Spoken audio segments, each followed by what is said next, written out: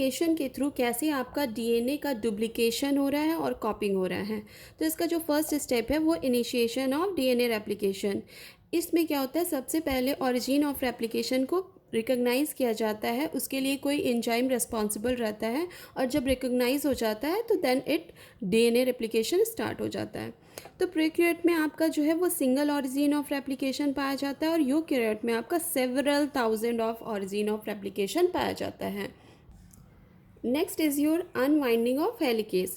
So after the recognition of origin of replication by origin binding protein, कौन recognise कर रहा है? origin binding protein recognise कर रहा है।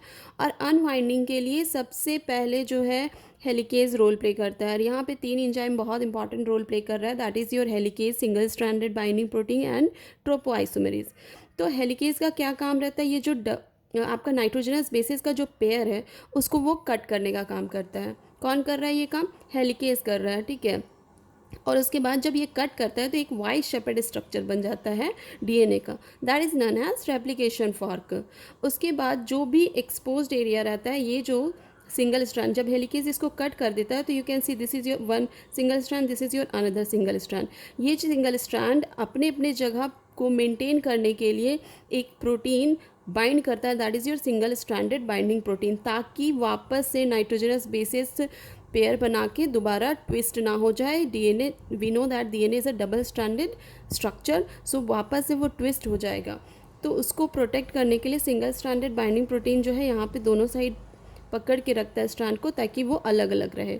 और आप जानते हो कोई भी ट्विस्टेड चीज़ को आप जब खोलते हो तो अपोजिट डायरेक्शन में एक तरह का प्रेशर या टेंशन एराइज होता है, उसे रिलीज़ करने के लिए एक एंजाइम जो कि ट्रोपोआइसोमेरेज है वो प्रेजेंट रहता है, ठीक है।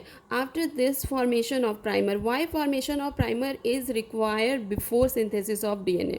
सी डीएनए पॉलीमरेज 3 जो है ये ट्रू रेप्लिकेज है, डीएनए का रेप्लिकेशन इसके बिना पॉसिबल ही नहीं है, लेकिन इसके पहले आपका प्राइमर स्ट्रैंड का सिंथेसिस बहुत ज़रूरी है, और ये जो है प्राइमेज एंजाइम करवाता है।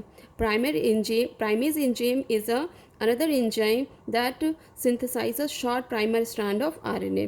उसके बाद आपका डीएनए सिंथेसिस स्टार्ट हो जाता है, और स्टार्ट होने के बाद प्राइमर आपका हट जाता है वहाँ से।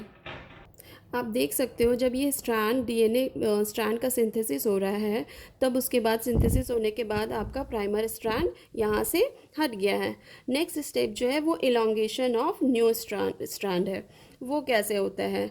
हम लोगों को पता है कि डीएनए का सिंथेसिस हमेशा 5' to 3' डायरेक्शन में होता है, तो this strand is 3' to 5' direction and synthesis of another strand that is your daughter strand, ठीक है।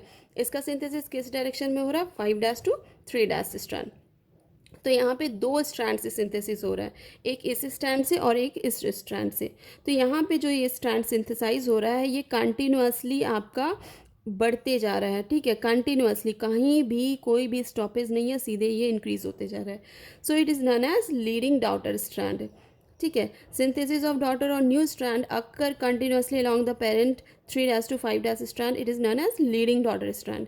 और जो दूसरा स्ट्रैंड है, ठीक है, उससे आपका जो सिंथेसिस हो रहा है ये फ्रेगमेंट के फॉर्म में हो रहा है, या you can say short pieces के फॉर्म में हो रहा है। So these strand are known as lagging daughter strand.